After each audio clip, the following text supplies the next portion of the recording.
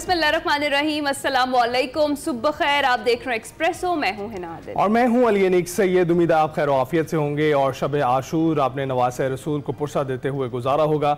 इसके साथ साथ हमने देखा है कि सिक्योरिटी के सख्त इंतजाम किए थे वजीर दाखिला ने, और जिसकी वजह से बहुत पुरअमन तरीके से ये सारी प्रोसीडिंग्स हुई हैं।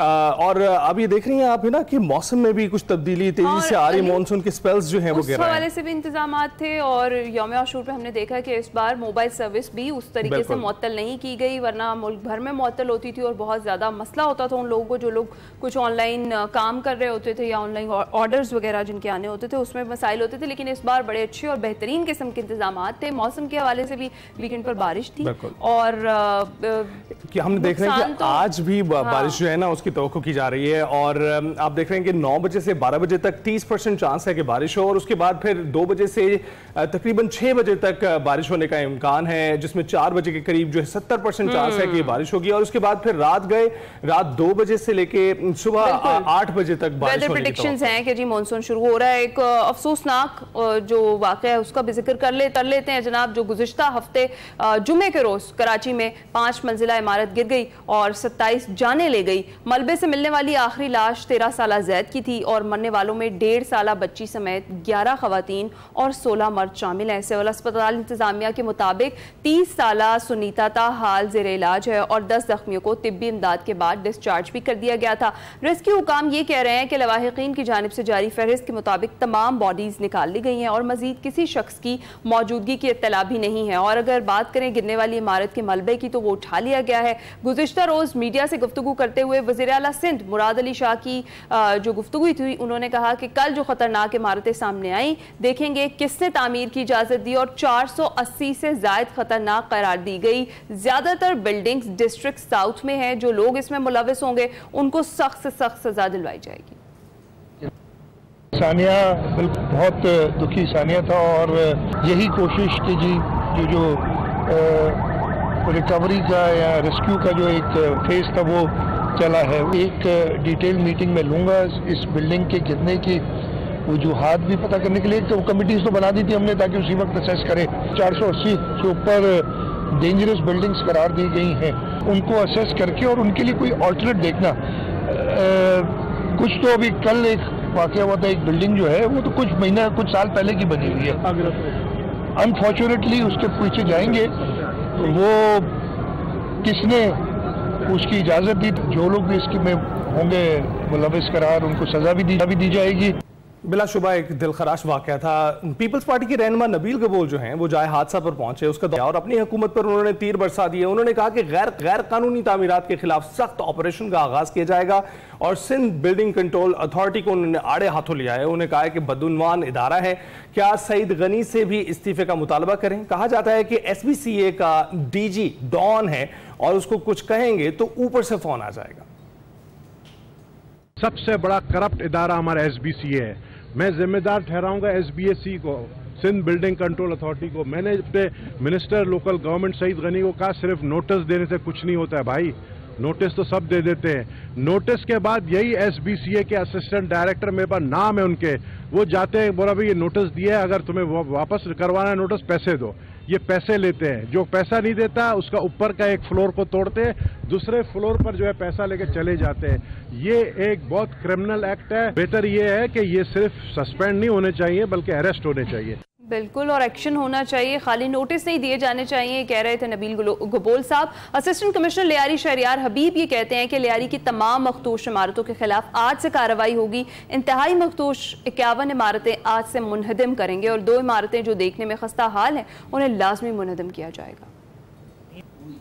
सर्च एंड रेस्क्यू ऑपरेशन जो है ना 60 घंटे मुसलसल रात को भी जो है ना वो चलता रहा है। इसमें 27 जो है डेड बॉडीज रिकवर हुई हैं, 10 जो हैं वो ज़ख्मी हैं और इसमें तमाम जो रिलीफ एजेंसीज़ थी, रेस्क्यू एजेंसीज़ थी, उन्होंने काम किया है।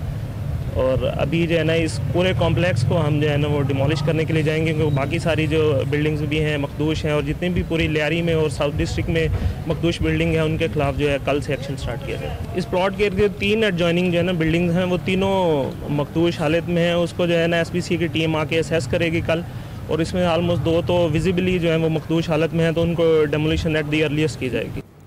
और इसी पर ताज़ा तरीन सूरत हाल जानने के लिए हमने राब्ता किया है कराची में हमारे नुमाइंदे काशिफ हुसैन से, और उनके साथ देंगे तर्जुमान सिंध हुकूमत सादिया जावेद भी इस वक्त हमारे साथ हैं। आप दोनों का बहुत शुक्रिया। आपकी इजाज़त से सादिया साहिबा, सबसे पहले काशिफ से ताज़ा तरीन सूरत हाल जानते हैं। काशिफ, बताइएगा कि इस वक्त क्या सूरत हाल वहाँ पर देख लें। 48 घंटे गुजर चुके हैं और जो मकीन वहाँ से अपने घर खाली करके जा रहे हैं उनके लिए कोई बंदोबस्त किया गया है?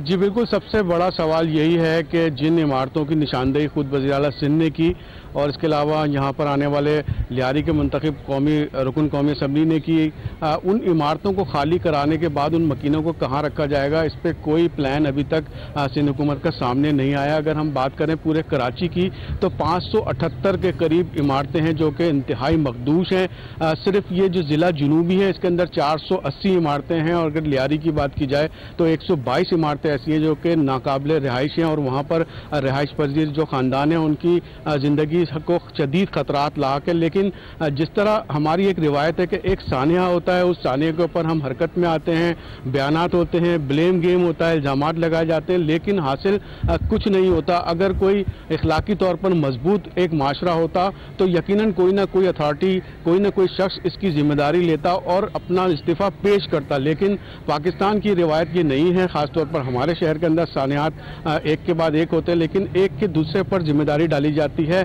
इस वक्त यहाँ पर मैं मौजूद हूँ साइट के ऊपर। ये तमाम जो 5 मंजिला इमारत के जो मकीन थे उनके ख़ानदान थे, जो कि 3 रोज़ पहले एक हंसते बसते ख़ानदान थे, अब वो एक मलबे का ढेर बन चुके हैं। उनके मकानात, उनकी गिरगरस्ती, उनका सामान, यहाँ स्कूलों के बच्चों के किताबें, बस्ते, खिलौने, घर के बर्तन, तकिए, बिस्तर, चादरें, फर्नीचर, हर चीज़ यहाँ पर मलबे में पड़ी हुई है और सवालिया निशान है। और ये सवाल कर रही है कि किससे फरियाद करे, किससे मुंसफी चाहें। अमीर शहर ने पहने हुए हैं दस्ताने, तो ये दस्ताने कब उतरेंगे? इन सानियात के पसे पुष्ट कौन से अनासिर हैं जो इतने ताकतवर हैं, जिनके बारे में इस इलाके के रुकन असम्बली का ये कहना है कि मैं उनको फ़ोन करता हूँ तो वो मुझे फ़ोन नहीं उठाते। और ऐसी कौन सी गीदड़ सिंगी DG SBCA के पास है कि जब उनको शिकायत की जाती है तो ऊपर से फ़ोन आ जाते हैं? ये एक अलमिया है इस कराची जैसे शहर का। अब ये जो प्लान सामने आया है जिसमें कि इस लियारी के इलाके में 122 इमारतों को खाली कराया जाएगा, उनके मकीनों को, तो ये जो 3 मुहल्का इमारतें इस मुनदिम इमारत के साथ है, इसके तकरीबन 60 से 70 जो फैमिलीज थी उनको यहाँ से घर खाली कराया गया, लेकिन उनको कोई रिहाइश नहीं दी गई। अच्छा। कल ये बात जो है जिला इंतजामिया से पूछी गई कि क्या हुकूमत के पास कोई प्लान है, आपने 3 इमारतों के मकीनों को यहाँ रिहाइश नहीं दी, तो 122 इमारतों के मकीन कहाँ जाएंगे? और वो मकीन भी ये सवाल करते हैं कि हमने अपनी उम्र भर की जमा पूंजी इन मकानों की खरीदारी पर लगाई, अब कौन जिम्मेदार है इसका? किस तरह हमारी सुनवाई होगी? हम कहाँ जाएंगे? हमारी जिंदगी ठहर जाएगी? हमारी जमा पूंजी कैसे वापस आएगी? यहाँ जो जिला जुनूब। बिल्कुल काशिफ, आपने पूरा अहवाल बताया। सादिया साहिबा, आपके वक्त का बहुत शुक्रिया। काशिफ हुसैन अभी पूरा अहवाल बता रहे थे और मुतासरीन का कह रहे थे कि वो यही कह रहे हैं कि वो किसके हाथ पर अपना लहू तलाश करे। तो जो पहले तो ये बताइएगा, एक कमेटी जो है बनाई गई थी, उससे कोई रिपोर्ट अभी तक मुरतब की है? अगर कोई उसकी तफसीलात हैं तो वो ज़रा प्लीज़ शेयर कीजिएगा। और इसके साथ साथ जो आज एक अहम इजलास होने वाला है वज़ीर आला की सदारत में, उसमें क्या क्या अहम फैसले एक्सपेक्ट किए जाएँ? Thank you very much. आप दोनों को सबसे पहले तो गुड मॉर्निंग। देखें, ये एक बहुत अलमनाक वाकया था जो कि जुमे की सुबह पेश आया। पहले तो सबसे पहली तो तरजीह थी सिंध हुकूमत की रेस्क्यू ऑपरेशन जो कि कल मुकम्मल कर लिया गया है। आपका जो सवाल है कि जो पहले दिन मिनिस्टर लोकल गवर्नमेंट ने कमेटी बनाई थी उसकी रिपोर्ट, तो उसकी रिपोर्ट के लिए 3 दिन दिए गए थे। आज वो CM साहब ने जो इजलास तलब किया है जिसमें कराची के commissioner local government, minister secretary local government और DG SBCA और बाकी आला हुकाम जो जिम्मेदार हैं इन सब मामलात के, उस मीटिंग में वो रिपोर्ट भी पेश की जाएगी। और जो आज मीटिंग 11 बजे चीफ मिनिस्टर साहब ने तलब की है, वो इसीलिए तलब की गई है कि चलें जी, रेस्क्यू का ऑपरेशन हो गया, अब जो ये 22 फौरी तौर पर खाली कराने वाली इमारतें हैं, इनके मकीनों को कहाँ शिफ्ट कराया जाएगा।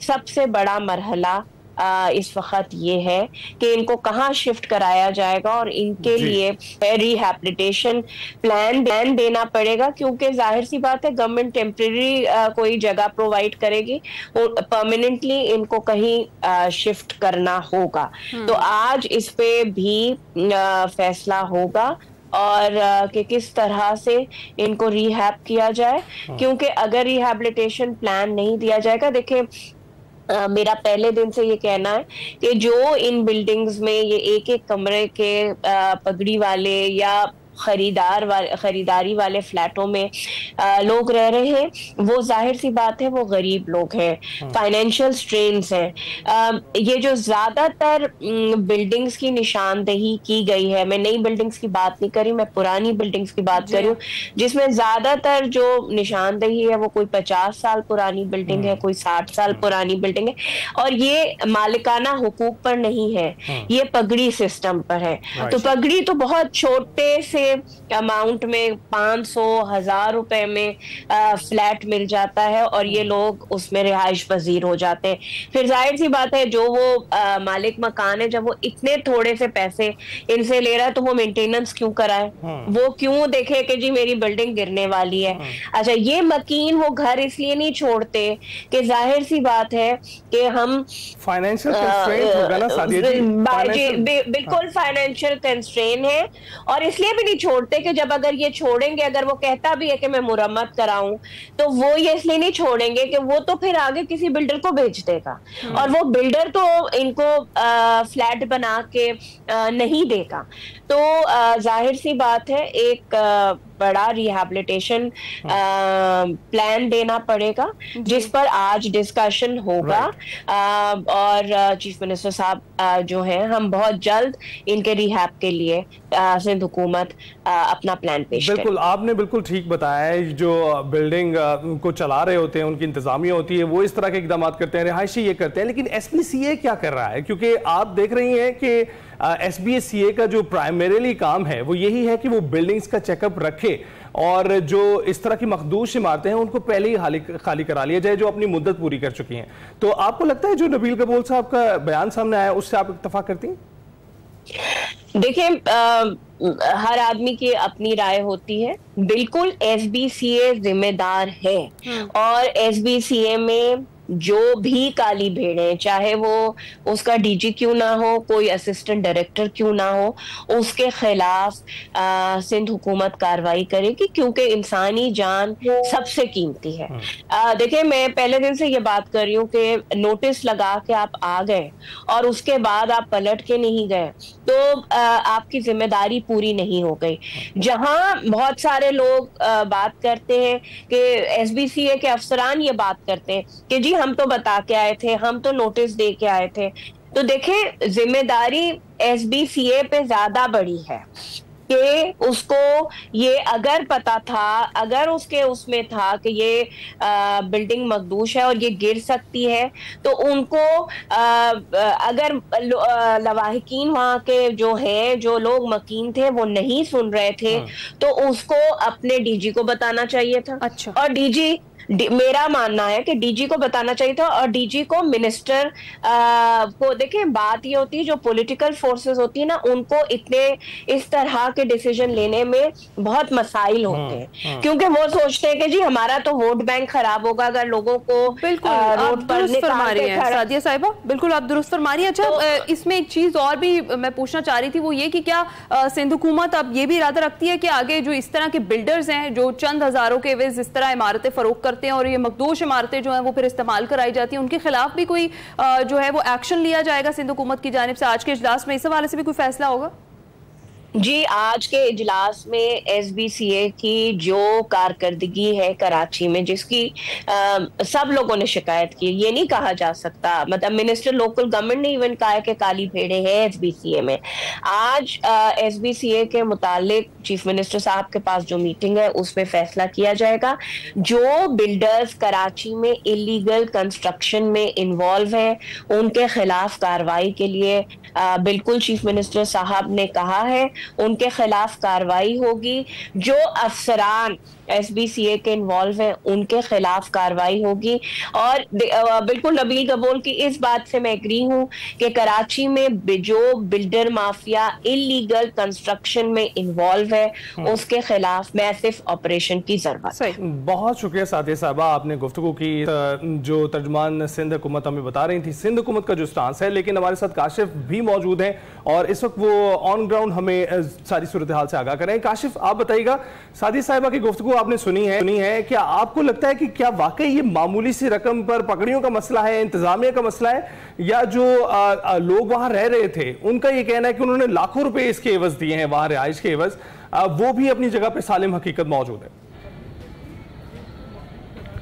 जी मैडम, सादिया ने जो बात की है, एक तो ये कि जो पीपल्स पार्टी की सिंध हुकूमत है इसका जो विलिंगनेस है, जो कमिटमेंट है आवाम के साथ, उससे हम इनकार नहीं कर सकते। ये हमने जज्बा यहाँ रेस्क्यू के दौरान भी देखा। लेकिन बात समझने की यह है कि मसला कराची में ओवर पॉपुलेशन का है।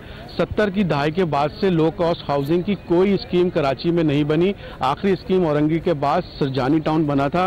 यहाँ तकरीबन 2008 में आखिरी बैलेटिंग हुई है हॉक्सबे स्कीम 42 की, तकरीबन 10,000 प्लॉट्स थे जो कि ऐसे ही गरीब घरानों को इस आबादी का जो बढ़ता हुआ बोझ है गुंजान आबादी का कम करने के लिए वहां पर प्लॉट दिए गए थे। आज आप देखें 2008 के बाद आज तक वो स्कीमें आबाद नहीं हो सकी, बल्कि उन अलॉटमेंट्स के ऊपर कब्जा हो गया। इसी तरह अगर हम बात करें मलीर डेवलपमेंट अथॉरिटी की, तो वहां पर भी इसी तरह की अलॉटमेंट की गई थी कुरानदाजी के लिए, और उसका मकसद यह था कि ऐसे गरीब लोग जो अपनी छत अफोर्ड नहीं कर सकते वो वहां जाएं और हुकूमत वहां पर आबादकारी करे। तो यकीनन आज जो वज़ीर आला सिंध के सदारत में इजलास हो रहा है वहां पर इस बुनियादी इशू को भी देखना चाहिए कि ये प्रेशर बढ़ता रहेगा, ये इमारतों का जंगल स्काई रॉकेटिंग बढ़ती रहेगी और ये जानी जाती रहेंगी, ये गफलत खत्म नहीं होगी। जो आपने बात की यहाँ पे के मकानात की कीमत क्या है, देखिए ये 10 से 15 साल पुरानी बात थी कि जब यहाँ पर जब पगड़ी का जो अपार्टमेंट था वो 3 से 4 लाख रुपए में एक से दूसरे टेनेंट को मुंतकिल कर दिया था। उसमें जो असल मालिक था वो रसीद पलटने के, यानी रिसिप्ट नए आदमी के नाम रजिस्टर्ड करने के परसेंटेज लिया करता था। लेकिन अब वो परसेंटेज इतनी बढ़ चुकी है कि अब इस इलाके में जहां मैं खड़ा हूं पगड़ी के ऊपर भी 15 से 20 लाख से कम में कोई फ्लैट, कोई अपार्टमेंट 2 कमरों का यहाँ पर दस्तयाब नहीं है। और अगर आप उसको दोबारा उसको परचेज करने जाते हैं तो ये जो मेंटेनेंस की मद में या किराए की मद में चंद हजार रुपए जा सकते हैं, लेकिन जब एक यहाँ पर फ्लैट लेना पड़ता है और देखिए क्योंकि कम्युनिटी है वो चाहते हैं कि यही रहे अपने रिश्तेदारों के साथ बहन भाई। काशिफ हुसैन, आपका बहुत शुक्रिया। ऑन ग्राउंड जो रियलिटीज थी उस पर जरा नजर डालिए और बताया कि वो यही कह रहे हैं कि लो कॉस्ट हाउसिंग जो सोसाइटीज हैं वो नहीं है, उसकी वजह से फिर लोग इस तरह की जगहों पर रहने पर मजबूर होते हैं और उसके बाद इस तरह के हादसा पेश आते हैं। देखते हैं जी आज के इजलास में कौन से अहम जो फैसले हैं वो होते हैं और क्या डिसाइड किया जाता है अवाम के हक में। अभी हम जाएंगे एक ब्रेक पर, आपका ही मत जाएगा। Welcome back. खेलों के मैदान में पूरी दुनिया में नाम रोशन करने के बाद पाकिस्तानी टैलेंट अब जदीद दौर की तालीमी निज़ाम और टेक्नोलॉजी में भी अपनी सलाहियत बनवा रहा है। जी हाँ नाज़रीन, फिलीपींस में मुनक्किद होने वाले Asia Pacific APAC solution challenge 2025 में पाकिस्तानी तलबा ने शानदार कारकर्दगी का मुजाहरा किया है। मसनूई जहानत के बेहतरीन इस्तेमाल का अवार्ड अपने नाम किया है। जियो जैमा की टीम ने सैटेलाइट इमेजरी और मसनूई जहानत को जेमिनी API के जरिए यकजा करते हुए एक जदीद निज़ाम तैयार किया है जो कुदरती आफात से मुतासर इलाकों के लिए इब्तदाई वार्निंग अलर्ट्स और खतरे का तजिया फराहम करता है। और इनका ये निज़ाम जोग्राफियाई टेक्नोलॉजी की मदद से जान बचाने की सलाहियत रखता है। इस टीम में अहमद इकबाल, हुंजला बिन यूनस, खलील रहमान और अब्दुल्ला आसिफ शामिल थे, जिन्हें कुदरती आफात से निपटने के लिए जदीद और मौसर हल पेश करने पर सराहा गया है। और यह आलमी शोहरत याफ्ता टेक्नोलॉजी मुकाबला गूगल और एशियाई तरक्याती बैंक के इश्तराक से मुनक्किद किया गया था। एशिया पैसिफिक के 12 ममालिक ने शिरकत की थी। 750 से ज़ायद टीमों में से ये अवार्ड इन्होंने हासिल किया है। इस्लामाबाद के इंस्टीट्यूट ऑफ स्पेस टेक्नोलॉजी की टीम है जियो जैमा को मसनूई जहानत के बेहतरीन इस्तेमाल के अवार्ड से नवाजा गया है। इस मुकाबले के बारे में इन्हीं से जानते हैं। जी हाँ, इसकी टॉप 10 फाइनलिस्ट में जनूबी कोरिया, जापान, सिंगापुर, फिलिपाइन और इंडोनेशिया की टीमें भी शामिल थी। इस टीम के 2 मेंबर हमारे साथ मौजूद हैं, मोहम्मद अब्दुल्ला आसिफ और अहमद इकबाल। उनसे बात करते हैं। आप दोनों का बहुत शुक्रिया and good morning to both of you. सबसे पहले तो भाई बहुत बहुत मुबारकबाद इस अवार्ड के लिए। अब्दुल्ला, आप बताइएगा कि ये मसनूई जहानत का अवार्ड था जो आपने लिया है, अपना जो आपका प्रोजेक्ट है इसको जरा डिस्क्राइब कीजिएगा। जियोजेमा जो है बेसिकली अगर मैं सिंपल वर्ड्स में बताऊं, अगर एक लेमैन को बताऊं तो ये chat GPT for satellite imagery, यानी कि आप पूरे अर्थ प्लैनेट पर किसी भी कॉर्नर से किसी भी जगह की इमेजरी एक्सट्रैक्ट करवा सकते हैं। एग्जांपल ले लेंगे यार, किसी कंपनी का वेजिटेशन, किसी भी एरिया का वेजिटेशन इंडेक्स है या सैटेलाइट इमेजरी है, कोई भी मॉड्यूल है, तो आप इजीली किसी भी एरिया से फेच कर सकते हैं। राइट तो अहमद आप बताइएगा कि ये आइडिया पहले आया कहाँ से आपको, आप लोगों ने कब काम करना शुरू किया इस पर? ये जी ड्यूरिंग हमारे समर इंटर्नशिप NCGSA में लास्ट ईयर, इसी टाइम लास्ट ईयर समर में हमने ये स्टार्ट किया था। हमने जब देखा कि चैट जीपीटी जैसे मॉडल्स हर इंडस्ट्री को रेवोल्यूशनाइज कर रहे हैं, तो हमारा बैकग्राउंड मेरा और हंजला बिन यूनुस का, हमारा ये थीसिस बेसिकली है सैटेलाइट इमेजरी और GIS में। तो हमने सोचा कि क्यों ना चैट जीपीटी और सैटेलाइट इमेजरी को फ्यूज़ किया जाए। ये रादर एक रेयर फिनोमेना है, यूनिक भी है, एंड ऑफ कोर्स हमें ये जो रिकग्निशन एक इंटरनेशनल लेवल पे मिली है इस इनोवेशन के ऊपर ही मिली है। जबरदस्त। अच्छा अब्दुल्ला आप बताइएगा, खासतौर पर इस इवेंट के हवाले से, ये जो एशिया पैसिफिक इवेंट था सोल्यूशन चैलेंज 2025 जिसमें आपने ये अवार्ड लिया है, एक तो पार्टिसिपेट करना कितना चैलेंजिंग था और कैसा एक्सपीरियंस रहा ओवरऑल, ये बताइएगा। Last time top 10 global competition हुआ था, तो उसमें टॉप 10 में NED से एक टीम बाइट के नाम से जो है सेलेक्ट हुई थी। वो जीत नहीं पाए थे लेकिन टॉप 10 में वो आ गए थे। तो जब क्या कहते हैं वो उस टाइम पर काफ़ी अच्छी कैंपेन चली सोल्यूशन चैलेंज से रिलेटेड। तो जब ये हमारे कैंपस के गूगल डेवलपर ग्रुप्स के लीड भी हैं, तो इनने कहा कि इस साल इनका जो आइडिया था काफ़ी यूनिक था, क्योंकि जैसे इन्हें कहा कि सैटेलाइट इमेजरी को LLM के साथ जोड़ना ये हमेशा नहीं होता, डेली बेसिस पर नहीं होता। तो हमें पता था हमारे प्रोजेक्ट में पोटेंशियल है, और अगर हम इसको इस तरह से बना लेते हैं, इस तरह से हम इसको कंप्लीट कर लेते हैं, तो इंशाल्लाह हम कोई भी कंपटीशन इजीली जीत सकते हैं। तो गूगल सोल्यूशन चैलेंज का हमें इन्होंने बताया कि ऐसे ऐसे कंपटीशन है, और हम चारों ने टीम बनाई और हमने ऑलमोस्ट 4 to 5 मंथ्स इस प्रोजेक्ट पे लगाए हैं, और वो नज़र आता है उस प्रोजेक्ट को देखकर।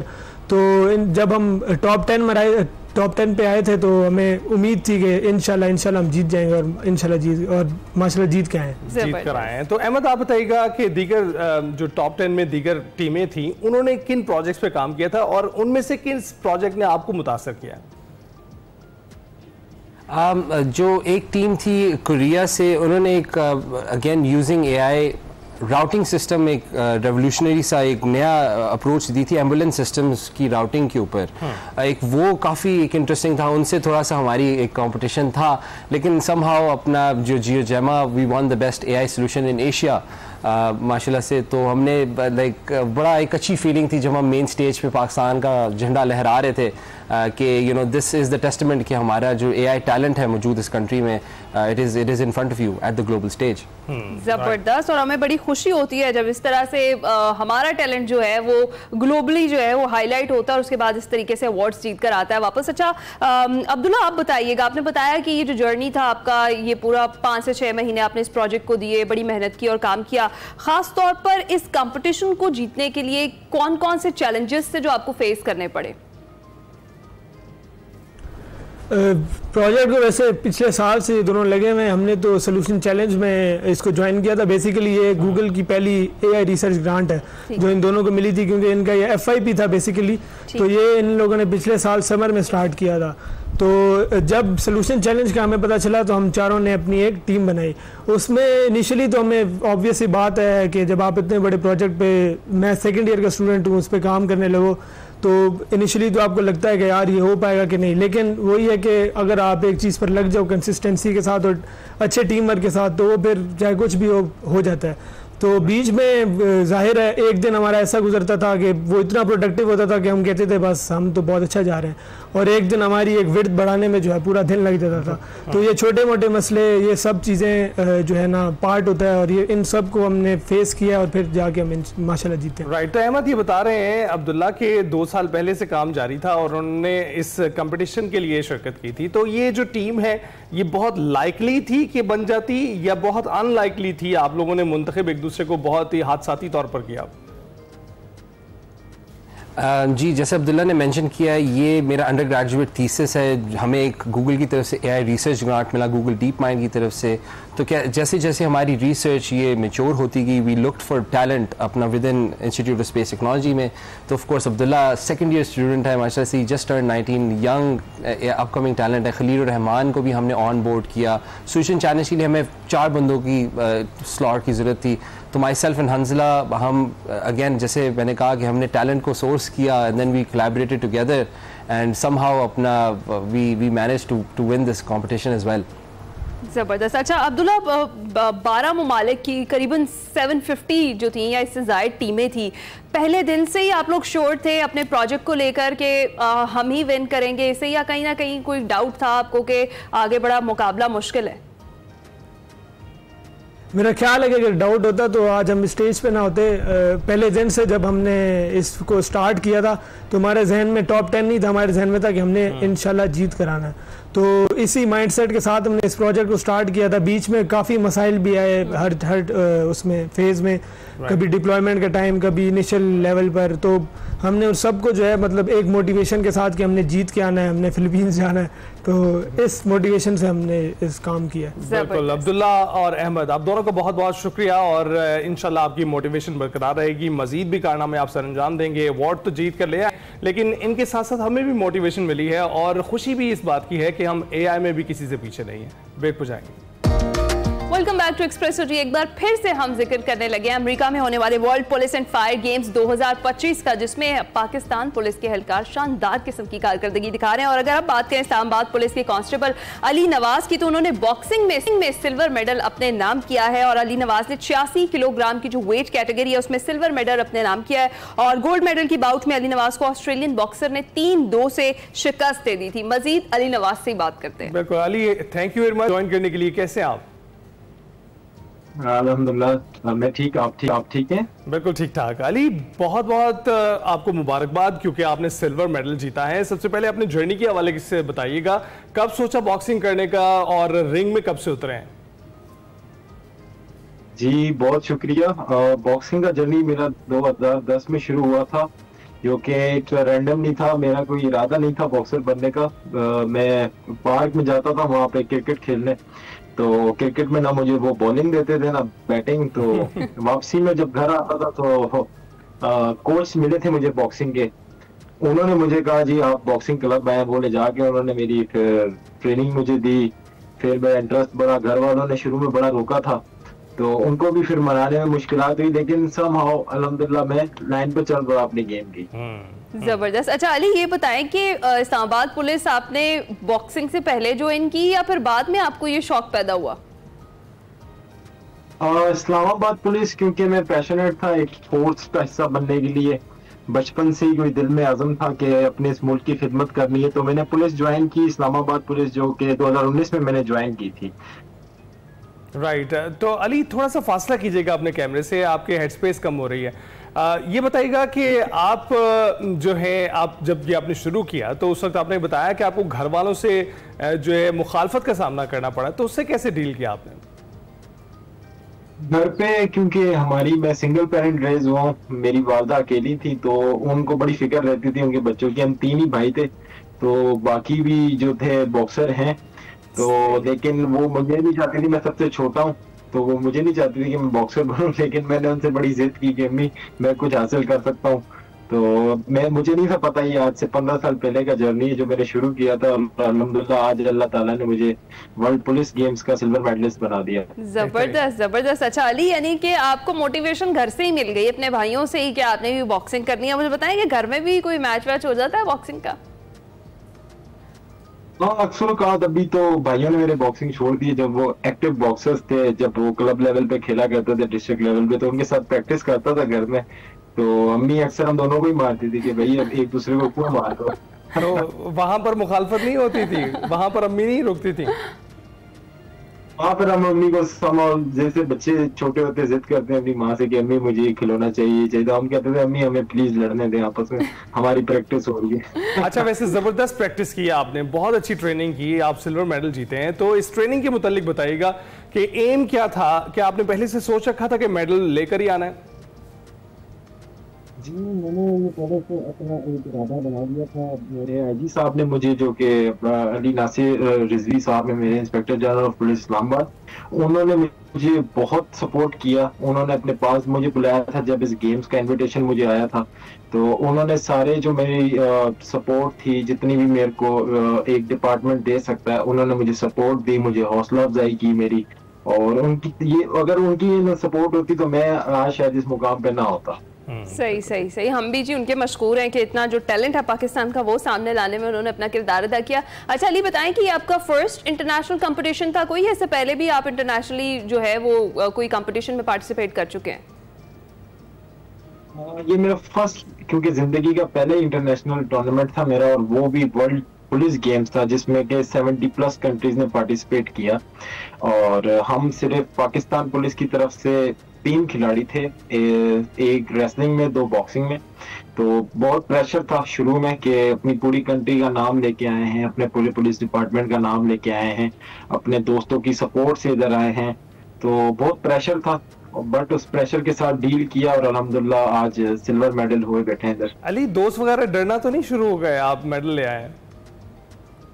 नहीं, उनकी तो काफी सपोर्ट थी, क्योंकि मुझे शुरू में सपोर्ट की दरकार थी, तो मुझे काफी दोस्तों ने सपोर्ट किया। उन्होंने मुझे कहा कि जी ये तो बहुत अच्छी अपॉर्चुनिटी है। काफी दोस्तों ने फिर मुझे काफी कुछ और भी हेल्प चाहिए थी फाइनेंशियली, जो कि मेरे साथ 1-2 कंपनी ने की, मेरे को सपोर्ट किया। उन्होंने देखा कि पाकिस्तान का नाम लेके बाहर जा रहे हैं, तो मेरे साथ काफी लोगों ने सपोर्ट शामिल की थी अपनी। जबरदस्त जबरदस्त। अच्छा अली एक तो क्विकली मुझे ये बताइएगा कि जॉब प्लस ये बॉक्सिंग ट्रेनिंग मैनेज कैसे करते हैं, और इसके अलावा जो लोग आपको देख के इंस्पायर हो रहे हैं, आपसे मोटिवेट हो रहे हैं, उनके लिए क्या पैगाम है? जॉब प्लस जॉब देखें, वो जहां तक जॉब की बात है, पुलिस की जॉब जो होती है वो पैशन से होती है। तो जो पुलिस की मेरी ड्यूटी है वो मेरा पैशन है, और ये गेम जो है ये भी मेरा पैशन है। तो दोनों को पैशंस को मैं साथ कैरी कर लेता हूँ। अपनी शिफ्ट के साथ अपनी गेम को भी टाइम देना पड़ता है, अपनी डाइट को भी टाइम देना पड़ता है, और आपको काफी चीजों से अपने आप को बचा के रखना पड़ता है। काफी चीजों में आपको अपने आप को इंक्लूड करना पड़ता है। और नई नस्ल को मेरा ये पैगाम है कि जी देखें, आप कभी भी गिव अप ना करें। किसी चीज को अगर आप कर रहे हैं उसका पुख्ता इरादा बनाएं, अल्लाह ताला आपको जरूर साथ देता है। अच्छा अली कोई दिलचस्प वाकया है इस चैंपियनशिप के दौरान? दिलचस्प वाकया ये था कि मेरा बड़ा दिल था कि किसी इंडिया के खिलाड़ी से मेरी फाइट आए। तो वहाँ पे ओपनिंग सेरेमनी में काफी ज्यादा इंडियंस हमें नजर आ रहे थे, तो मेरा बड़ा दिल था कि किसी इंडियन के साथ मेरी फाइट आए तो मैं अपनी कंट्री को मतलब सही तरीके से रिप्रेजेंट कर सकूं और अपना जोश का अच्छी तरीके से मैं परफॉर्मेंस दिखा सकूं। लेकिन अली ने तो इंटरेस्टिंग आपसे वाकया पूछा है। अली मैं आपसे ये पूछूंगी कि कभी ड्यूटी के दौरान भी किसी मुजरिम को मुक्के शुक्के आपने जड़े? नहीं, ऐसा नहीं हुआ, क्योंकि हम सिर्फ उनको पकड़ के अपनी कस्टडी में ले सकते हैं, लेकिन कभी किसी को हमने रेट नहीं किया, ऐसी कभी नौबत नहीं आई है। वैसे रियल लाइफ में भी मतलब जो स्ट्रीट लाइफ है उसमें भी कभी मेरी कोई आज तक लड़ाई नहीं हुई है। हम उम्मीद करते हैं कि ऐसी नौबत ही ना आए। बहुत बहुत शुक्रिया अली हमसे बात करने के लिए, एंड कांग्रेचुलेशंस वंस अगेन, आप सिल्वर मेडल जीते हैं। और इंशाल्लाह आप मजीद मेडल्स भी हमारे लिए लेकर आएंगे, गोल्ड्स भी लेकर आएंगे, और हम जब भी आप मेडल लेकर आएंगे हम इसी तरह से अपने प्लेटफॉर्म पर आपको बुलाएंगे, मदू करेंगे और गुफ्तगू करेंगे। ब्रेक के बाद आ वेलकम बैक। मशरिक़ वुस्ता पर नजर डालते हैं। इसराइल की गजा पर बमबारी इस वक्त भी जारी है, और 7 अक्टूबर 2023 से जारी इसराइली हमलों में अब तक 57,000 से ज्यादा फलस्तीनी शहीद और 1,35,000 से ज्यादा जख्मी हो चुके हैं, जिसमें हजारों बच्चे हैं, सैकड़ों खवातीन शामिल हैं। और बिलाखिर गजा में जंगबंदी के लिए कोशिशें तेज होने लगी हैं। अमेरिकी सदर डोनाल्ड ट्रंप को जल्द गजा जंगबंदी होने की उम्मीद है, और वाशिंगटन में सहाफियों से उन्होंने गुफ्तगू करते हुए भी ये बताया है कि हमास के मुज़ाकरात से मुतल्लिक बयान का खैर मकदम किया, और सदर ट्रंप ने कहा है कि अगर हमास ने अमेरिकी पेशकश को पर मुस्बत जवाब दिया तो अच्छी बात है, और गजा जंगबंदी मुआहिदा अगले हफ्ते तक हो सकता है। और उधर इसराइल गजा जंगबंदी बातचीत के लिए मुज़ाकराती टीम कतर भेजने का ऐलान कर दिया है, और अमेरिका और कतर की तजवीज़ करदा जंगबंदी मामलात पर बातचीत होगी। इसराइली वज़ीर आज़म नेतन्याहू ने यह कहा है कि हमास की तजवीज़ करदा तरामीम नाकाबिल कबूल है। नेतन्याहू के दफ्तर से जारी बयान में यह भी कहा गया कि हमास की जानिब से पेश करदा तब्दीलियाँ इसराइल को मंजूर नहीं, लेकिन इसराइल उस माहिदे की बुनियाद पर बातचीत जारी रखेगा जिससे वो पहले इतफाक कर चुका है। ये जंगबंदी किन शराइत पर होगी, और दूसरी जानिब इतलात यह है हैं कि कतर में इसराइल और फलस्तीन की मज़ाहमती तंजीम हमास जंगबंदी मुज़ाकरात का पहला दौर बेनतीजा खत्म हो गया और फलस्तीनी हुकाम ने मौक़िफ़ इख्तियार किया है कि मुज़ाकरात के लिए आए जो इसराइली वफ्द है उसके पास हतमी मुआहदे तक पहुंचने के लिए इख्तियारात ही नहीं थे। इस सारी सूरत हाल पर हमने बात करनी है। हमें ज्वाइन कर चुके हैं मंसूर जाफर साहब, माहिर मशरक़ वस्ता उमूर हैं। अस्सलाम वालेकुम मंसूर साहब, कैसे हैं आप? वालेकुम अस्सलाम, अल्हम्दुलिल्लाह खैरियत। मंसूर जाफर साहब, सबसे पहले अगर हम बात करें तजावीज़ की, तो कौन सी ऐसी तजावीज़ हैं या शराइत हैं या जो 13 नुकाती फार्मूला है जिसके बारे में कहा जा रहा है कि वो सामने आ रहा है, उसके हवाले से भी बताएं, जिसका आगाज़ भी अमरीकी सदर कर रहे हैं और जंगबंदी का ऐलान भी डोनाल्ड ट्रंप ही करेंगे। मगर क्या कहा जा सकता है कि इसराइल हमास के नुकात पर अमल करेगा? हालांकि हम देख चुके हैं कि रवा साल जनवरी में भी जंगबंदी हुई थी, मगर फिर उसके बाद इसराइल ने खिलाफ वर्जी की और कहा यही जा रहा है कि जो ये पहला दौर है बेनतीजा खत्म हो गया। इसमें कोई शक नहीं कि जंगबंदी के हवाले से बड़ी संजीदा कोशिश है। हमेशा से हमास ने उनको वेलकम भी किया है और उसका हिस्सा भी बनी है, और अब भी तमाम तर यानी जो आप कह लीजिए माजी का ट्रैक रिकॉर्ड है इसराइल और अमेरिका का इन जंगबंदी के हवाले से, उसको एक साइड पे रखते हुए वो दोबारा इसमें शरीक जो तजावीज़ अमेरिका की तरफ से और इसराइल की तरफ से पेश की गई थी उनको उसूली तौर पर वेलकम किया था हमास ने, लेकिन उसके साथ साथ उन्होंने एक अपना जवाब भी दाखिल कराया था कि जिसमें उन्होंने कहा था कि गजा जंगबंदी के मरहले में जो इमदाद की तकसीम का इशू है वो गजा ह्यूमैनिटेरियन फाउंडेशन के बजाय अक़वाम मुत्तहिदा के जो इदारे हैं या दीगर बैन अक़वामी तंजीमें हैं वो सर अंजाम दें, क्योंकि इस फाउंडेशन का जो ट्रैक रिकॉर्ड है वो आपके सामने है। तकरीबन 743 अफराद जो हैं वो इस फाउंडेशन के प्लेटफॉर्म से इमदाद के हुसूल में जो है वो जान से हाथ धो बैठे हैं। इसी तरीके से जो वहाँ पे जो मार्च में जंगबंदी वायलेट की थी इसराइल ने, हमास का ये मुतालबा है कि अपनी जो फिजिकल पोजीशन है इस वक्त इसराइली फ़ौज की गजा में वो वहाँ पर चली जाए जहाँ पे वो मार्च में थी, ताकि जंगबंदी के बाद के मुतालबात जो हैं वो आगे बढ़े। इसी तरीके से हमास का ये मुतालबा था कि ये जो 60 रोज़ा जंगबंदी है इसको 7 दिनों के बाद ख़त्म ना किया जाए, इसको मुसलसल चलने दिया जाए और उसके दौरान मुज़ाकरात मुख्तलिफ अमूर पर जारी रहें ताकि एक मुस्तकिल सीज़ फायर जो है उसकी तरफ पहुँचा जा सके। लेकिन इसराइल समझता है कि अगर ये मामला है इसको 60 दिन बाद भी जारी रखा गया तो मुमकिन है कि हमास मुज़ाकरात को तूल दे के अपने मकासद जो है वो हासिल करने में कामयाब हो जाए, जो इसराइल के लिए बहुत ज़्यादा परेशानी का बायस है। इसी तरीके से जो इसराइल की तरफ से मुतालबात किए गए हैं वो 2 ऐसे मुतालबात है कि जिनको हमास मानने से इनकारी है। उसमें पहला तो है कि जो हमास की क़यादत है उसकी बेदखली का एक गजा से उनको बेदखल किया जाए। इसी तरीके से जो असला जो डालने का हथियार डालने का मामला है कि हमास जो है वो अपना असला जो है वो इसराइल के हवाले कर दे और उससे दस्तकश हो जाए। तो ये 2 मुतालबात है जिनको हमास मानने के लिए तैयार नहीं है, लेकिन इसका दरमियान का रास्ता तलाश करने के हवाले से बहुत सारी एफर्ट जो हैं उस पर पहले भी पसे पर्दा मुज़ाकरात होते रहे और अब भी ये स्टेज सजाया गया था। लेकिन जो वफद इसराइल ने भेजा था वो इतना लूला लंगड़ा और इतना बेख्तियार वफद भेजा था कि वो किसी भी चीज़ को अपने तौर पे नतीजा खेज मरहले तक ले जाने का मैंडेट नहीं रखता था। यही वजह है कि नेतन्याहू के वाशिंगटन लैंड करने से पहले जो है मुज़ाकरात का पहला मरहला जो है वो बेनतीजा खत्म हो गया है। बिल्कुल। और इसके साथ सर ये भी देखने में आया है कतर में इनकी बातचीत है, उधर भी मुज़ाकराती टीम भेजने का इसराइल ने कह दिया है और बड़े अरसे से कतर कोशिश कर रहा है, पहले भी बड़ा अहम किरदार अदा किया है कतर ने। तो गजा जंगबंदी आपके मुताबिक हो जाएगी? क्योंकि अमरीकी सदर जो अब रवा हफ्ते मुज़ाकरात कामयाब होने का इंदिया दे रहे हैं, ये जो हफ्तों का टाइम देते हैं अक्सर ये फायर बैक कर जाती है और खुद उस पर अमल दरामद नहीं करते हैं। आपको लगता है आलमी कुव्वतें इस वक्त तवज्जो दे रही हैं जो कि अमरीकी सदर बयान दे रहे हैं और ये मुलाकातों में मुज़ाकरात का कहा जा रहा है?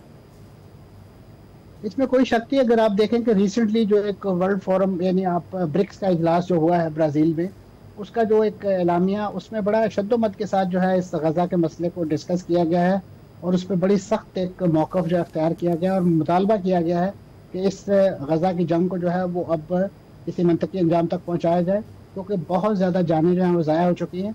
और ये मैं समझता हूँ कि एक उभरती हुई मईशत जो है दुनिया की, जो उसका एक बड़ा वसी ब्लॉक है और इसके इस वक्त यानी कंट्रोल जो है वो काफ़ी ज़्यादा बढ़ते जा रहे हैं और पाकिस्तान भी इसकी रुकनीत का ख्वाब देख रहा है। पता नहीं वो कब शर्मिंदा ताबीर होता है।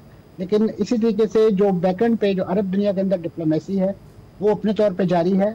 और लेकिन इस वक्त जो बुनियादी चीज़ है वो यही है कि जो कम से कम जो इस वक्त इसराइल की जो जुल्म और ज़्यादती है वो गजा के अंदर रुकवाई जाए और ख़ासतौर पर वहाँ पर जो इमीडिएट ह्यूमैनिटेरियन कॉरिडोर खोलने का मामला है वो खुले, क्योंकि इस वक्त गजा के जो लोग हैं वो इंतहाई, जिसे कहना चाहिए, कसम पुरसी की ज़िंदगी गुजार रहे हैं। यानी उनकी भूख और उनके फाकों का ये आलम है कि सड़कों पर चलते हुए बुजुर्ग और ख़वातीन और बच्चे जो हैं वो बेहोश होकर गिर पड़ते हैं। और अब ऐसी तस्वीर जो है वो सोशल मीडिया पे आम देखने को मिल रही हैं कि एक छोटा बच्चा जो है उसने अपने पेट पे ये जो पैकिंग मटेरियल होता है जिसे यानी उसको उसने काफ़ी ज़्यादा तहों के साथ अपने पेट के साथ बांध रखा है ताकि वो भूख की शिद्दत से जो है उसको जो पेट में दर्द होती है वो ना हो सके। मंसूर साहब, एक सवाल आपसे पूछना चाहता हूं। इस वक्त आप देख रहे हैं नेतन्याहू एक तवील अरसे से जो है वो क़यादत कर रहे हैं इसराइल की, और उसके बाद अब उस क़यादत को बरकरार रखने के लिए उन्होंने जंगें शुरू कर दी। आपको लगता है कि वो कोई भी मुज़ाकरात कामयाब होने देंगे?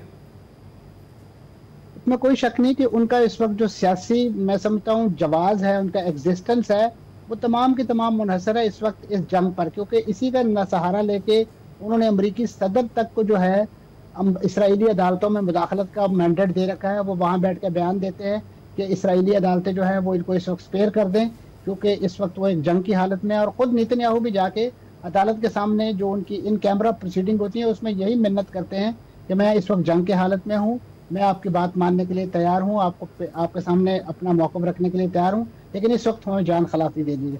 और उसके साथ साथ जो उनके इंतहा पसंद जो काबीना के अंदर जो वज़रा हैं स्मोट्रिच जैसे, उन्होंने फिर से वही मंत्रा दोबारा से जापना शुरू कर दिया है कि जिस तरीके से पहले वो कहते थे कि अगर आपने गजा में जंगबंदी की या गजा में इंसानी इमदाद पहुँचाई तो मैं काबीना से निकल जाऊँगा। अगरचे उन्होंने इस वक्त काबीना से निकलने का ऐलान नहीं किया, लेकिन उनकी धमकियों की जो टोन है वो यही है।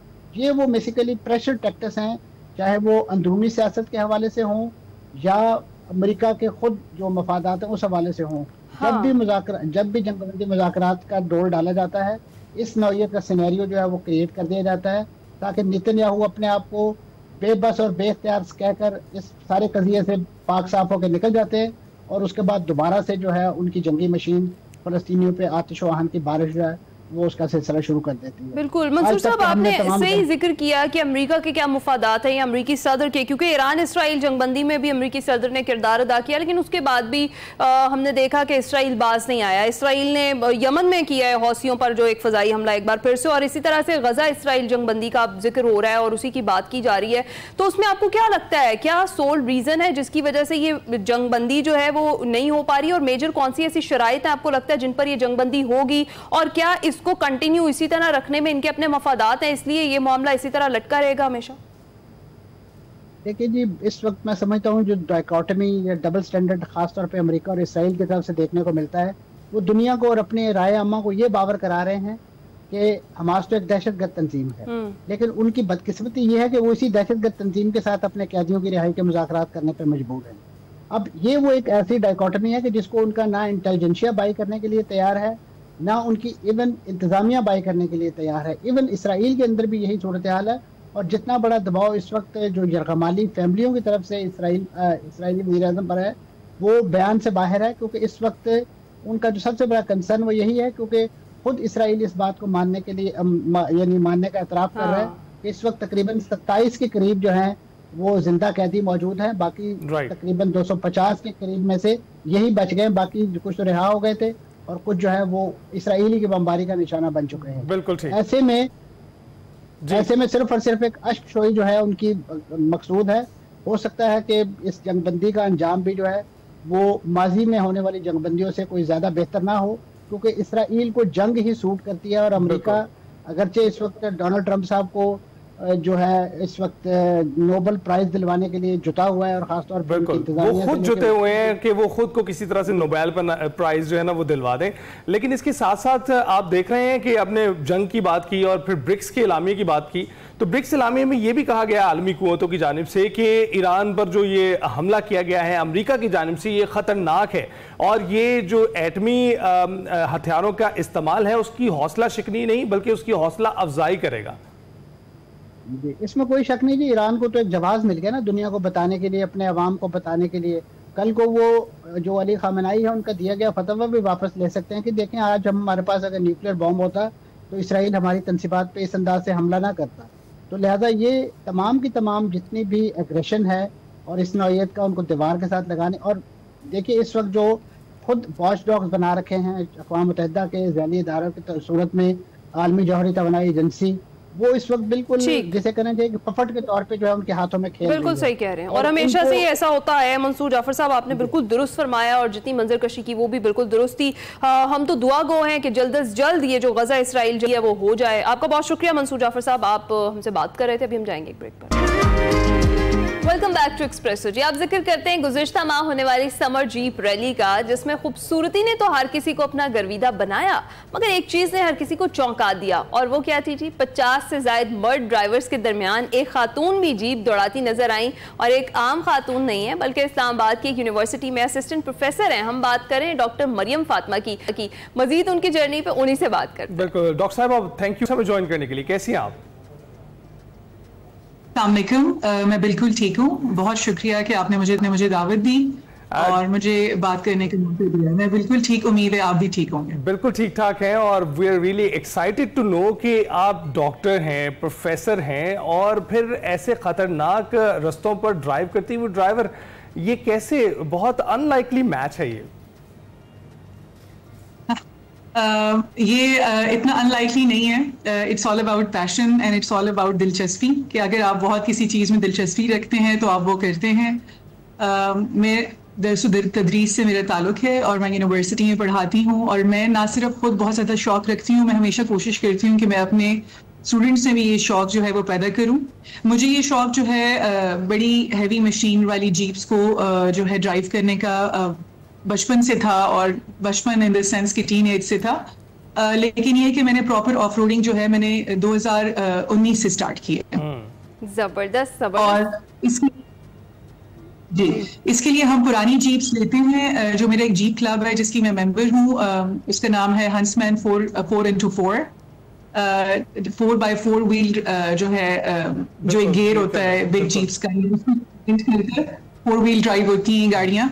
इसमें पुराने इंजन्स होते हैं और हमने इनको रेस्टोर किया बहुत।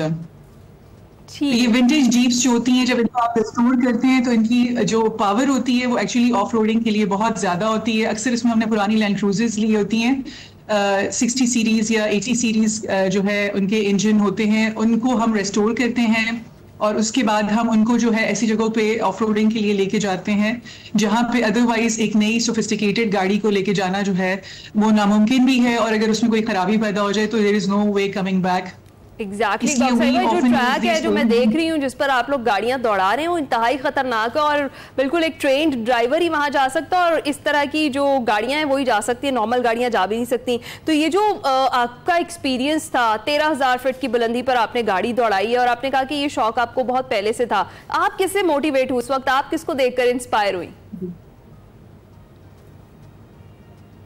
अच्छा, I come from a place where which is a hard terrain place.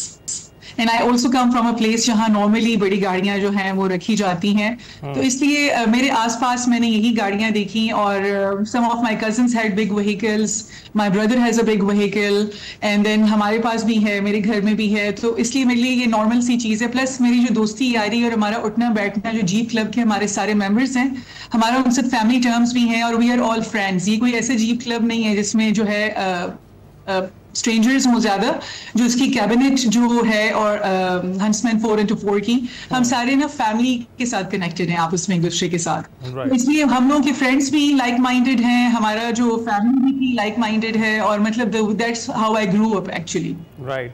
Doctor साहब, थोड़ा सा फासला करना पड़ेगा आपको कैमरे से। ये बताइएगा कि बुनेर में भी आपने जीप रैली में हिस्सा लिया है, वो तजुर्बा कैसा रहा? It was amazing. इलम हम गए थे लास्ट ईयर 2024 के जनवरी में वो जीप रैली थी, और उसके वो एक अमेजिंग एक्सपीरियंस था। और मैं आपको ये भी क्लैरिफाई करना चाह रही हूँ कि ये कम मुश्किल ट्रैक था स्वाद का। जो हमारे जीप क्लब है, हम सारे मिलकर इससे ज़्यादा मुश्किल ट्रैक्स पे जाते हैं, which are really really remote, बहुत ज़्यादा हाइट पे हैं, बहुत ज़्यादा एडवेंचरस और बहुत ज़्यादा डेंजरस हैं। तो इलम में भी मैं गई थी, बुनेर के अलावा मैं कश्मीर में बहुत ज्यादा इलाकों में गई हूँ जिसमें बबून टॉप है, इट्स अराउंड 14-15,000 फीट। ओके, वो बहुत स्टीप ट्रैक है। ठीक है। अच्छा डॉक्टर साहिबा, आप जिक्र कर रही हैं मुश्किल और पुरखतर जो है वो ट्रैक्स का, तो मुझे ये बताएं कि आपका आज तक का सबसे ज्यादा डेंजरस जो ट्रैक आपने किया है वो कौन सा था, और उसका एक्सपीरियंस आपका कैसा रहा? I think baboon top was the most dangerous. अच्छा. And it was amazing. It was very steep. और बहुत ज्यादा तंग रास्ता था और वो बहुत ज्यादा मुश्किल था, वो कश्मीर में था. तो आपके साथ कोई और भी मौजूद होता है पैसेंजर सीट पे जब आप रेस के लिए जाते हैं? Now all of you are very interested in knowing this. Actually, my spouse is also very much into the big jeeps and big vehicles. और जो है he also does the look at the engine thing, but the thing is कि मैं चलाती खुद हूँ. और हमारा पूरा कॉन्वॉय होता है, इसलिए हम एक दूसरे की हेल्प भी करते हैं. ये सिर्फ मेरे लिए नहीं है. Whenever you are going for off-roading, the principle is never to go alone. हमेशा आपके कॉन्वॉय होना चाहिए. ये this is the principle. जब हम off-roading के लिए जाते हैं, it's not just me as a woman. All the men also go in a convoy. अच्छा, तो डॉक्टर साहब ये नहीं कि आपको सपोर्ट भी आपकी घर की तरफ से पूरी है. अब मुझे ये बताएं कि आप पे ट्रस्ट कर लेते हैं इस तरह के ट्रैक से आपके साथ जाने के लिए? Why not? अगर ट्रस्ट नहीं होता तो मुझे बात ही नहीं. और मुझे nobody has pushed me to drive. I have always been driving on myself. और मैं खुद शौक से ड्राइव करती हूँ. और जो हमारे जीप क्लब के बाकी मेंबर्स हैं हंसमैन 4x4 के, ये इनमें से कुछ डॉक्टर्स हैं, कुछ इंजीनियर्स हैं, कुछ बिजनेसमैन हैं. some of them are farmers. So they are all coming from different versatile backgrounds. तो मतलब मेरा प्रोफेसर होना एक कोई बहुत अमेजिंग चीज नहीं है. Right. It's like the whole club is having professions, and now they are all passionate about jeep and off-roading and tenting and camping. तो इसलिए ये passionate लोगों का jeep club है. बिल्कुल passionate. और it's a sort of a peace tourism. Right. अब मैं आपको बताती हूँ कि हम हमेशा उन इलाकों में जा रहे हैं जो पहले ट्रबल थे और जो अब पीसफुल हो गए हैं बिकॉज ऑफ द जो सिक्योरिटी एजेंसीज हैं हमारी. उन्होंने जो अमेजिंग वहाँ पे जो है मिलिट्री ऑपरेशंस और जो उधर वहाँ पे उन्होंने मिलिटेंट्स और टेररिस्ट को क्लियर किया है और वो अमेजिंगली पीसफुल हो चुके हैं. और जब मैं वहाँ जा रही हूँ तो आप समझें कि I am giving this message to everybody कि this is a place where you all can come with your families. तो वो जो no go areas थे, जो ट्रबल इलाके थे, वो अब 100% पीसफुल हैं. दोबारा टेररिज्म से पाक हो चुके हैं. दोबारा अनडाउटेडली वो जगह अब बिल्कुल क्लियर हो चुकी हैं. आप आराम से वहां जा सकते हैं और हमारी सिक्योरिटी एजेंसीज को इस चीज का क्रेडिट जाता है. बिल्कुल ठीक है आपने. डॉक्टर साहब बहुत बहुत शुक्रिया हमसे गुफ्तगू करने के लिए, अपनी जर्नी शेयर के लिए. हम ब्रेक पर जाएंगे. Welcome back to Express. अब शामिल करते हैं अपना सेगमेंट किचन कॉर्नर और देखते हैं कि शेफ मारवी आज क्या बना रही हैं. Thank you so much Hinan Ali. Welcome to Kitchen Corners और good morning everybody. I hope आप लोग की सुबह बहुत ही अच्छी हुई होगी. और आज जो रेसिपी मैं आपके लिए लाई हूँ वो है ब्रेकफास्ट स्पेशल. आज हम बना रहे हैं बहुत ही सिंपल से फ्रेंच टोस्ट जो कि हैं ऑल टाइम फेवरेट. सबको बहुत ज़्यादा पसंद है और मुझे भी बहुत ज़्यादा पसंद है.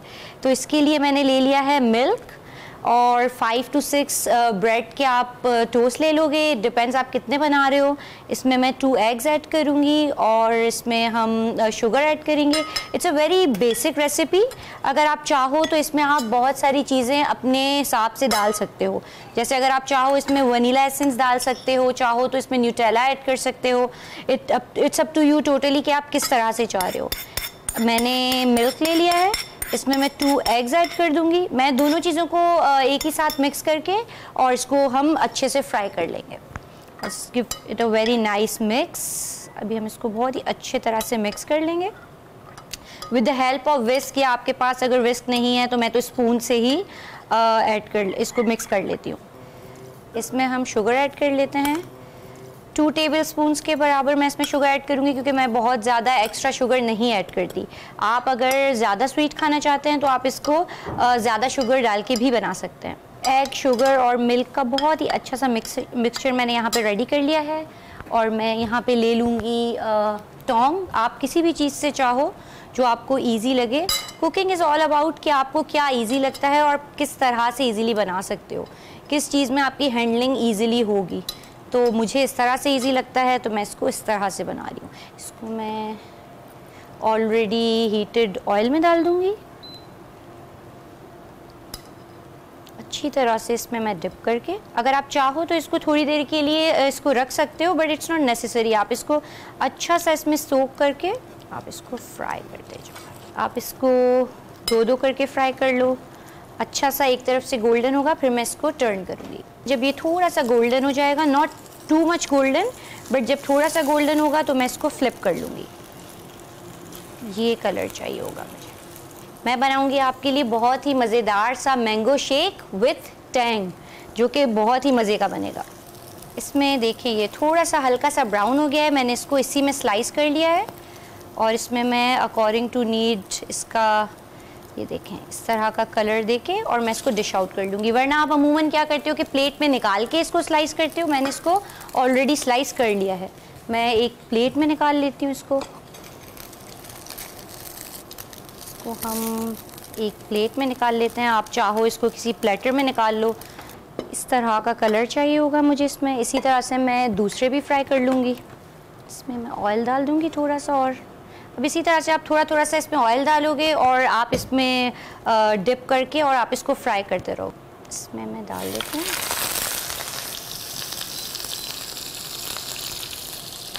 दूसरा स्लाइस भी इसी तरह से मैं कर लूँगी। क्योंकि ये बहुत जल्दी कुक हो जाता है तो आप इसको बहुत ज़्यादा देर नहीं छोड़ोगे, आप इसको कुक करके हल्का सा और just turn it up and ये देखें कितना ही नाइस कलर हमारा इसका आ गया है। इसी तरह से आप सारे ब्रेड के स्लाइसेस को फ्राई कर लेंगे। फिर आप अपनी पसंद के किसी भी सिरप के साथ, फ्लेवर के साथ या अपना बनाया हुआ कोई भी चॉकलेट सॉस या आप चाहो इसमें मेपल सिरप ऊपर से आता है वो आप इसको डाल के और आप इसको सर्व करो और किसी भी मज़ेदार से जूस के साथ, चाय के साथ आप इसको सर्व कर सकते हैं। Flip it once more and मैं इसको भी निकाल लेती हूँ। बड़ी नाइसली कुक्ड। कोई भी अच्छा सा वाइट प्लेटर ले लो, प्लेट ले लो, डिपेंड्स ऑन यू। इसको मैं बहुत ही नाइसली सेट कर लूँगी। इसको हम with the help of knife cut कर लेंगे। दो मैंने आपको दिखा दी कि आप प्लेटर के अंदर भी कट कर सकते हो और दो मैंने आपको स्लाइस करके पैन के अंदर दिखा दिए। इट्स अप टू यू, आप जिस तरह से चाहो, जैसे आपको ईजी लगे आप इसको बना के और आप सर्व कर सकते हैं। आप इसको सेट कर लें लाइक दिस।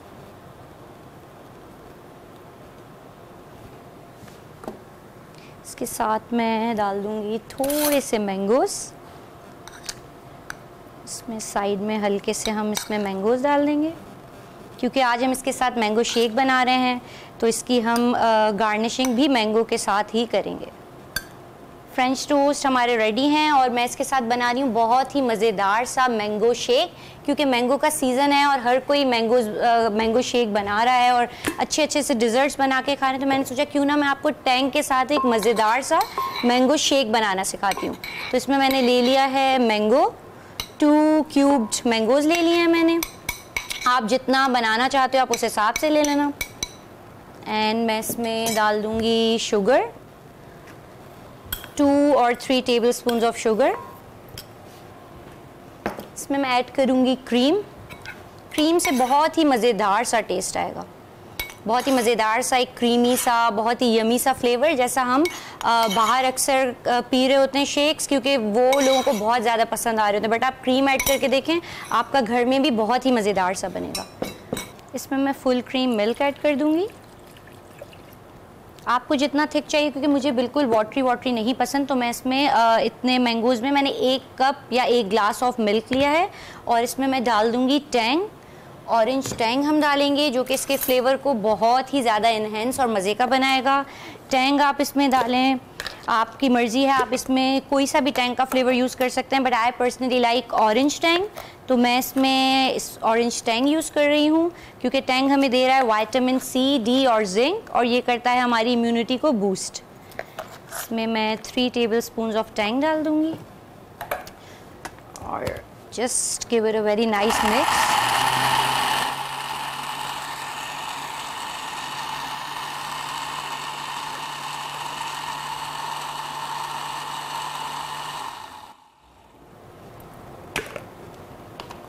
अगर आप इसको थोड़ा सा इसकी कंसिस्टेंसी को और थिन करना चाहते हो तो आप इसमें और मिल्क ऐड कर लो, but I like it this way. तो मैं इसको अपने ग्लासेस में निकाल लूँगी। बहुत ही मज़ेदार सा mango with Tang, mango shake with Tang is ready. Look at the colour, बहुत ही मज़े की smell, colour, I'll just top it up with some mango chunks in it.